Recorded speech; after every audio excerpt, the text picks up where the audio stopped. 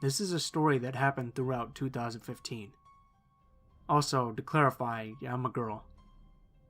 Basically, it started off with my friend telling me to get a grip and go have some fun, so they dragged me to a gathering that was hosted at my university. During this time, I just chatted, ate, looked at my phone, the usual. But soon I noticed this guy staring at me from afar. He was pretty tall. For reference, I'm 5'2", and looked to be in his mid-20s, and honestly wasn't bad looking. After a while, he came over and introduced himself as Alex. Alex was nice, and we spoke about our hobbies. I told him that I practice MMA and spar in my spare time, and that I probably also spent too much time gaming. He told me about his own small business he wanted to start. He was friendly, and at this time, didn't give off any sort of indication that he was a creep. So after the event, we exchanged mobile numbers and parted ways. As I was on the train home, I received a new Facebook ad. I checked my phone and it was Alex. I shrugged and I didn't think much of it and accepted. I mean, I don't have a very common name, so it honestly wouldn't be that hard to find me on Facebook if you typed me in. As soon as I accepted, we started chatting again, and it was basically casual and pretty normal. Soon after, we both called it a night when I arrived home. The next few days I chatted to Alex intermittently, while I kept up with my studies and hobbies. He was always friendly to me and seemed quite interesting. This lasted for about a week. After the initial week, my image of Alex completely changed. He began adding a lot of innuendos to the conversation, to which I brushed off at first because I thought this was just him feeling more comfortable with me. Then, he began to send me messages describing my body and saying things like how he wanted to have sex with me since he first saw me, and how he really wanted me. I declined and told him I had a boyfriend, and that I would be cool with just being friends with him. Alex, of course, didn't give up and sent me photos of himself naked, as well as a lot of porn. He kept asking me if he could do what was depicted in the porn to me, as well as film himself having sex with me. I blocked him then and there on my phone, as well as on Facebook. I told my friends, and they sort of just laughed it off. They're basically always telling me how I'm too friendly until it's too late, hence I keep getting myself into these situations. Things were pretty calm for about 2 weeks, until one morning, I received a notification from Facebook, letting me know that I had a message request. And presto, of course, it was Alex on another account. Except, this time it wasn't porn, and it wasn't an innuendo. It was my full home address. Now to clarify, Alex and I don't have any mutual friends, so there should have been no way for him to find out my address, because none of my friends at university even know me well enough to know where I live. Needless to say, I was pretty freaked out. I told my boyfriend, who was furious with Alex, and he notified my friend's mother, who's a police officer. She lives close by, so she promised to keep an eye out. Meanwhile, Alex kept messaging me with different numbers and accounts, most of the messages containing my address, and him telling me how much I turned him on, and how he was going to get me one day.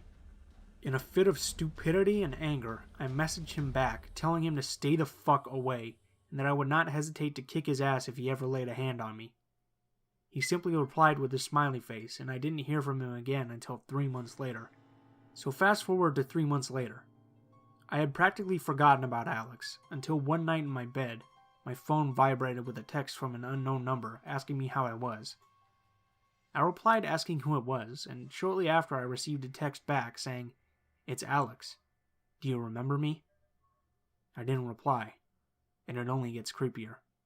5 minutes later, my phone vibrates again, and this time it says, "I'm outside. Which room is yours?" I'm surprisingly not freaking out, even as he described my house in detail. I call my boyfriend, who says he will be right over, and I grab a sword off my rack and hang onto it in case I need it. I'm also trying to get in contact with my friend's mother, but it's practically 2 a.m. at this point, and I'm just not getting through. Meanwhile, I'm still getting text from Alex, the most vivid one saying, "I know you have a boyfriend, but it isn't cheating if you lie under me naked and let me come on your body. And I just want a cute girl to be rough with." I also received lovely descriptions about how he wanted to slap me, choke me, and come in my eyeballs. I probably shouldn't have replied, but I did, and being the hot-headed idiot I am, I sent, "Fuck off, I have a sword." He just sent back, I've got a knife. That didn't sit too well with me. I texted him back saying I called the police and given them his number and told him my boyfriend was coming right over. A very short while later, I heard a car start and drive away. My phone vibrated one more time. The message displayed itself on the screen. Well, if you ever want sex, you know where I am. The day after, I alerted campus security and my friend's mother, who filed an official report for me, and I gave them all of his details. I haven't heard from him since then, and I pray that 2016 is Alex free. I live in a fairly small city, but we have a pretty impressive mall called Destiny USA. It's huge, like 7 stories in some parts. It's the 6th largest mall in the US or something like that. You're probably wondering why I'm rambling on about this, but it plays a part in the story. Like normal teenagers, me and my best friend at the time went there quite often. One Saturday, my dad dropped us off at around 3:30, and we began walking around. About 2 hours after we got there, these 2 guys make really loud and unnecessary gross comments to each other about us as we walked by. They made sure we heard too, and were staring us down. We were only 14 at the time, but we've gotten catcalled quite a few times despite our age. Disgusting, I know. So we really didn't think anything of it at first. Not even 2 minutes later, I looked back for whatever reason, and I realized the 2 guys from before are walking behind us. I'm a little uneasy from this, but not too worried. But I tell my friend anyways, and we decide to keep going and take unexpected turns into stores to make sure they weren't following us. We went into various stores on that floor, and when we came out, they were always lingering nearby on a bench, but not actually sitting down, and they always began walking again as soon as we exited the store. At this point, we're panicking, as neither of us were large or intimidating girls. I was only 5'2", and she stood at a mere 4'9", and neither of us weighed any more than 105 pounds. We speedwalked to the nearest elevator, trying not to let them know that we caught on to them following us. We pushed a random button and ended up getting off on the floor underneath the one we were previously on. We walk around for a while, until we see the same guys coming from the opposite direction towards us. My friend alerts me about it, and we go back the way we came from and take the escalator up to another floor. We then run over to a section of the mall that was just recently built. After we're a good distance into the new section of the mall, we start peeking over the railing onto the floor below us. It doesn't take long for these 2 fuckers to show up there frantically looking around and trying to figure out where we were. As I mentioned before, our mall is huge. It's super unlikely to see the same person twice, let alone multiple times in a matter of 15 minutes. There's a balcony sort of thing on all the floors that allows you to both look down onto the floors below and above you onto higher floors, which means they could see us pretty much anywhere we decided to go. We try sneaking into a nearby store and out of view of these 2 creeps, all the while praying they don't look up to the floor above them. And just then we hear a loud, "There they are, come on, let's go!" We look back and one of the guys is pointing at us, and they're both looking at us with this angry expression. They start booking it to one of the escalators that lead up to the floor we're currently on. Me and my friend are in full panic mode by now. She's hyperventilating, and I feel like I'm gonna throw up, so we start hauling ass to try and get away from them. We continue running, starting to slow down from exhaustion, but now the 2 dudes are off the escalator and are almost directly adjacent from us. My friend tells me to text my dad and tell him that we were ready to leave, and to get his car from the parking lot and bring it up to the front of the entrance to pick us up. Luckily, my dad usually drops us off, then does shopping of his own while we're walking around. Therefore, if anything happens, he isn't far away, and we can meet up with him easily. So we're fucking tearing ass around this huge building, scared as fuck, trying to text my dad while these 2 intimidating dudes are running after us, gaining speed and getting closer by the minute. Luckily, when we get to the entrance of the mall, we see my dad, and the 2 guys that followed us reluctantly back off. I'm very thankful for my dad, since the security guards at the mall were basically useless, and no bystanders asked us what we were running/hiding from. It may not seem too scary, but it was terrifying given we were only 14. It's been about a year since this happened, but this and a few other scary encounters are what caused me to buy a taser, mace, and a hunting knife. I still don't know how they were able to find us so fast given how big the mall is.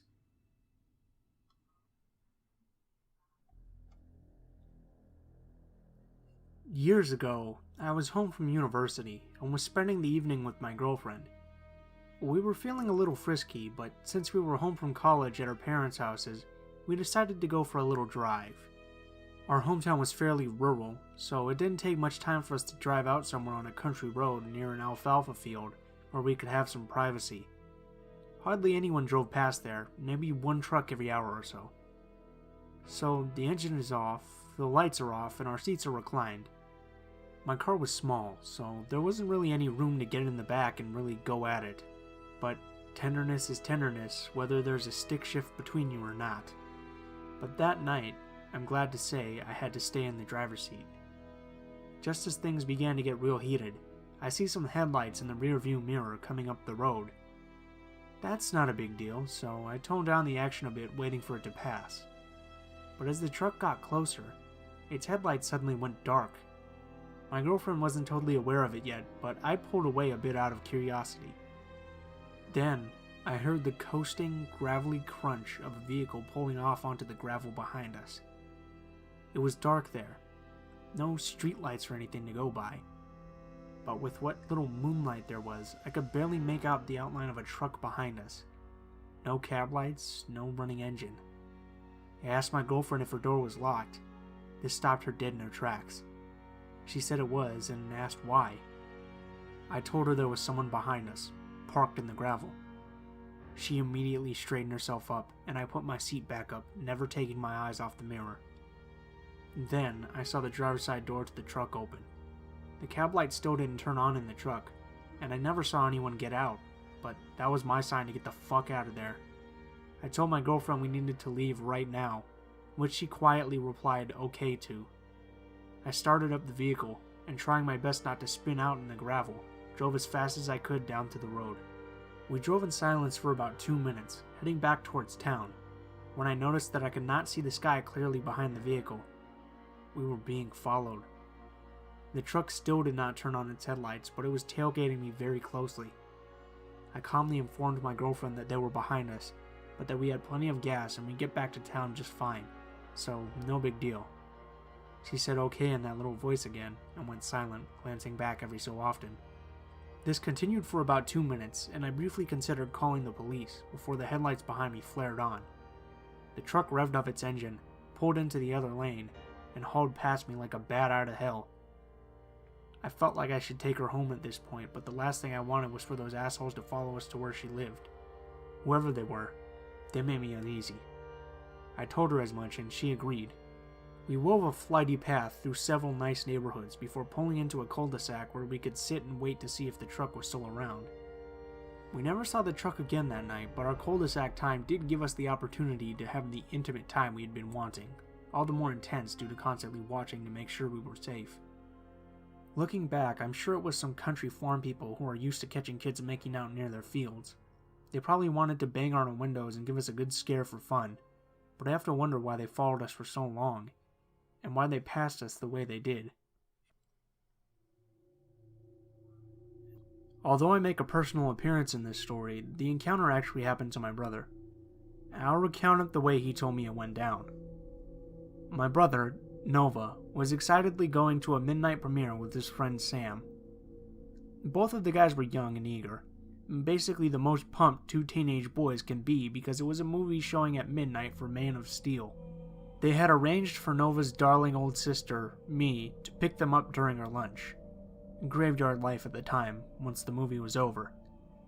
The evening started out pretty harmless, and tons of people, a couple familiar faces they waved down because it was a small town. Out of nowhere, this older guy and a girl closer to their age approached them. They were sort of dressed like everyone in middle school used to dress. Hot Topic drapery and the like. Still, they were very friendly, and due to the high energy level nerd gatherings create, Nova and Sam weren't the least bit alarmed. Quickly, the man started to act a little bit odd, asking questions that wouldn't necessarily be deemed creepy if asked in another way. For example, the man asked Nova, "So you two young boys are here by yourselves? Guys like you two don't have girlfriends?" Nova and Sam exchanged looks and decided to lie. They said that yes, they had girlfriends, they just weren't there right now. They even got a mutual friend to pretend to be one of their girls, but she had to actually go sneak off to be with their actual boyfriend. The man tried to fix the question by adding, "Oh, that's a shame.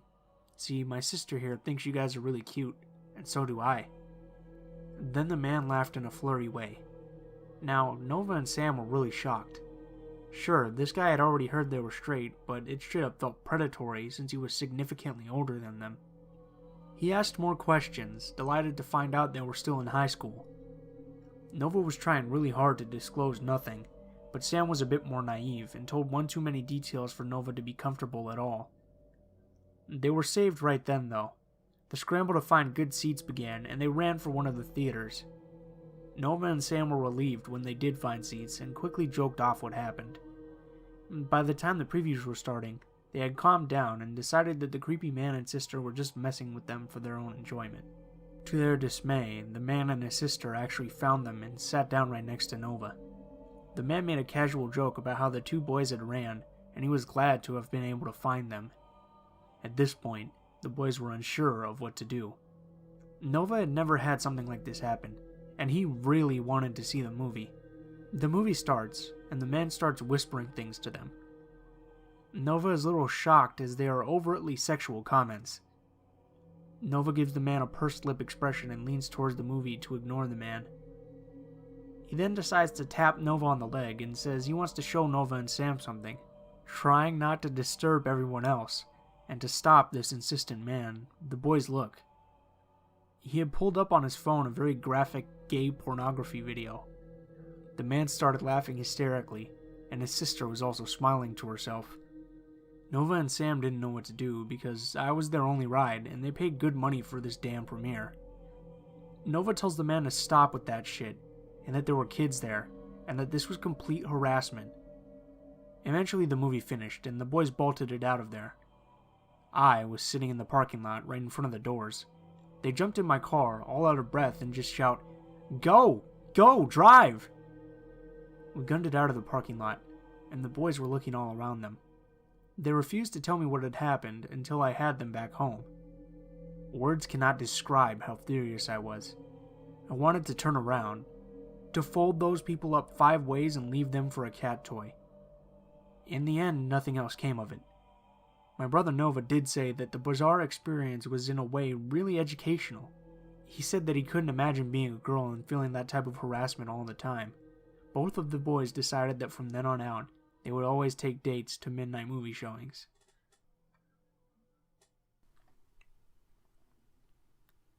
Hey there guys, it's Blue Spooky. As always, I just wanted to thank you for watching, especially if you made it this far to the end. I also wanted to give a special thank you to the Blotto Studios, because I used one of their songs in the video, so a link to their channel will be in the description below. Also in the description below, you can find links to all of my social media and my email, in case you guys wanted to send me a story, or if you had any stories that you wanted me to read in particular.